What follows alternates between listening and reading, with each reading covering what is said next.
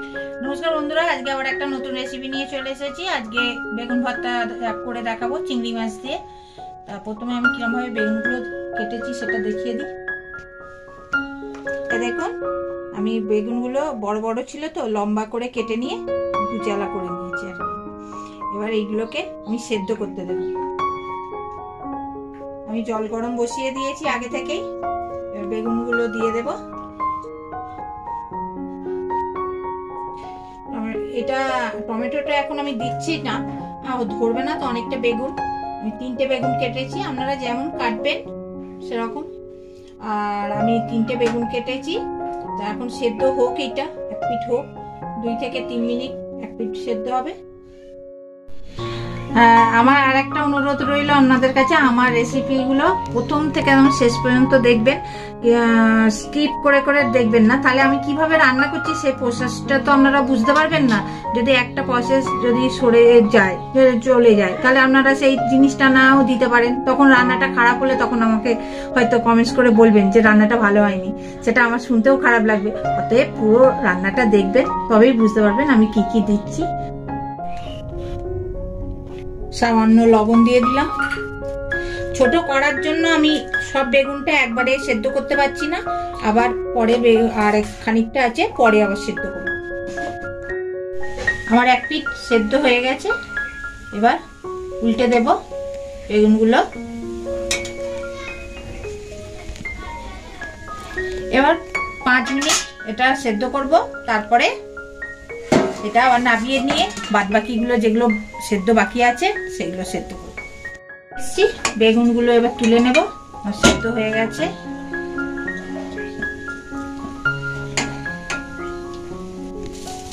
লবণ দেওয়াই আছে, এর মধ্যেই আমি আবার বাদবাকি বেগুনগুলো দিয়ে দেব।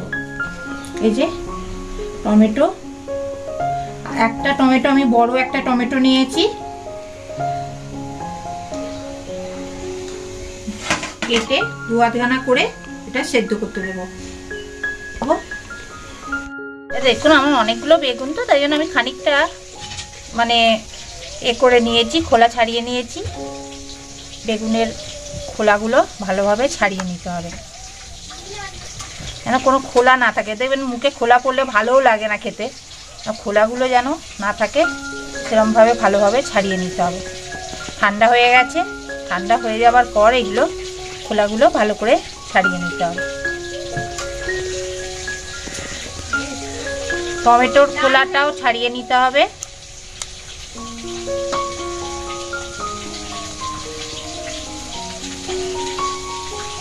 এই দেখুন ভূত আমাদের ঠান্ডা জলে একটু চান করিয়ে দিয়েছে বলে করছে, দেখুন ভু ভু করেই যাচ্ছে। মুখটা দেখাও ওর একবার,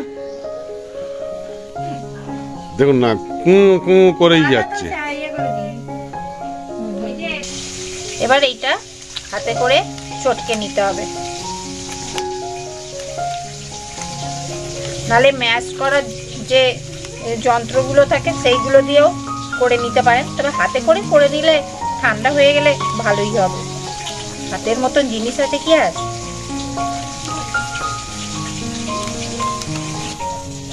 এটা ম্যাশ মানে করে নিয়েছি, চটকে নিয়েছি। এবার কি করব দেখাচ্ছি।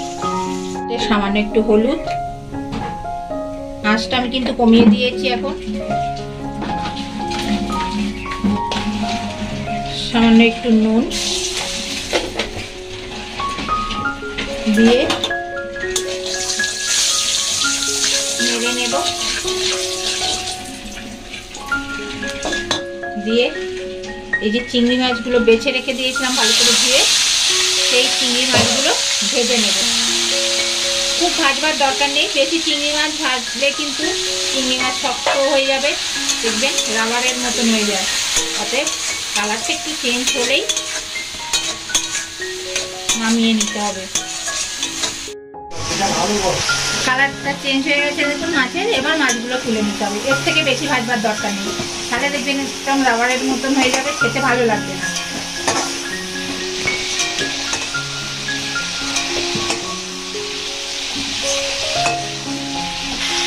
ওই তেলের মধ্যেই ছোট চামচের 1/2 চামচ কালো জিরে আর একটা শুকনো লঙ্কাকে আমি 2-8 করে নিয়েছি, নিয়ে দিয়ে দিলাম তেলের মধ্যে, 30 সেকেন্ড ভেজে নেব।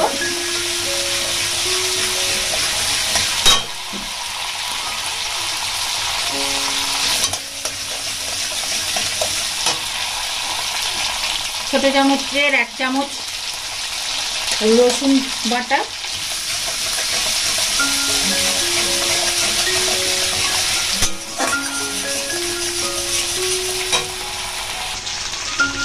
এবার আমি দুটো মাঝারি সাইজ পেঁয়াজকে ছোট ছোট করে কুচিয়ে নিয়েছি, এটা ভালোভাবে লাল লাল করে ভেজে নেব। পেঁয়াজটা ভাজা হোক, তার কালারটা দেখুন চেঞ্জ হয়ে গেছে, ভাজা হয়ে গেছে আমার পেঁয়াজ। এবার মশলা দেব, হলুদ গুঁড়ো ছোট চামচের 1 চামচ, লঙ্কার গুঁড়ো ছোট চামচের 1 চামচ, ঝালটা যে যেমন খাবেন সেই অনুযায়ী দেবেন, ঠিক। আর কাশ্মীরি লঙ্কার গুঁড়ো ছোট চামচের 1 চামচ কালারের জন্য। এটা ভালো করে মিশিয়ে নেব পেঁয়াজের সঙ্গে। বেগুন আর টমেটোটা যেটা চটকে রেখে দিয়েছিলাম সেটা দিয়ে দেবো।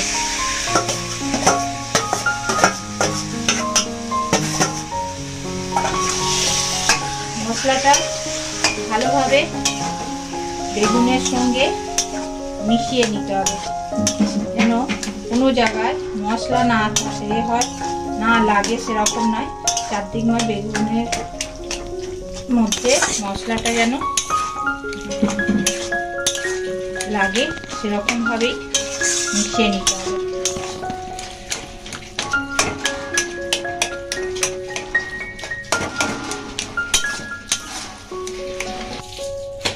এবার চিংড়ি মাছটা কিন্তু আমি একটু ভেঙে ভেঙে রেখে দিয়েছি, এটা এবার দিয়ে দেব।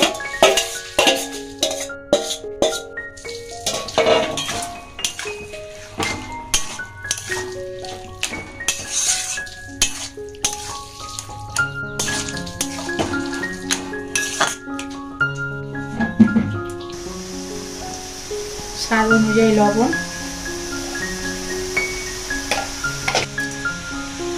অল্প চিনি, আর আমি দুটো কাঁচা লঙ্কাকে কেটে ছোট ছোট করে কেটে নিয়েছি, সেটা দিয়ে দিলাম। জলটা ভালোভাবে এটা শুকিয়ে নিতে হবে।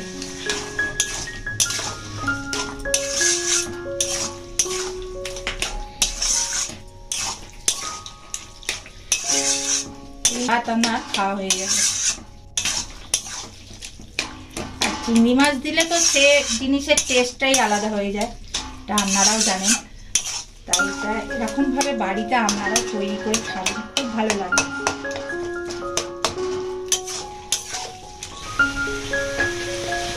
এবার ধনেপাতা কুচি দিয়ে দেব।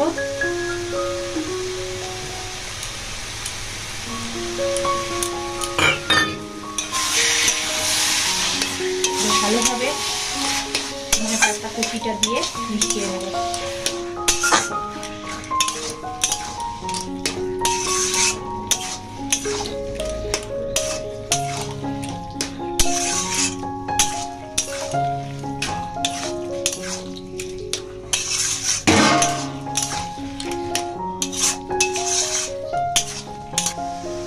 আর উপর দিয়ে একটু কাঁচা সর্ষের তেল ছড়িয়ে দিলাম। একবারে দুর্দান্ত আজকে খাবার, হেভি লাগবে। আপনারা এটা বাড়িতে একবার তৈরি করে খাবেন, এটাই আমার অনুরোধ রইল। আর আমার চ্যানেলটা বেশি করে দেখবেন, সাবস্ক্রাইব করবেন, শেয়ার করবেন, বেশি করে লাইক করবেন। কমেন্ট বক্সে অতি অবশ্যই কমেন্টস করে জানাবেন আজকের রেসিপিটা আপনাদের কেমন লাগবে।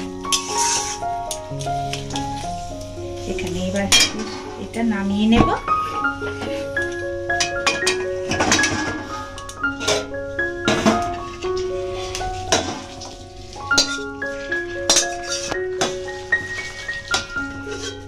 আমার হয়ে গেল চিংড়ি মাছের ভর্তা। এইভাবেই বাড়িতে তৈরি করে খাবেন। আর আপনারা সবাই ভালো থাকবেন। নমস্কার।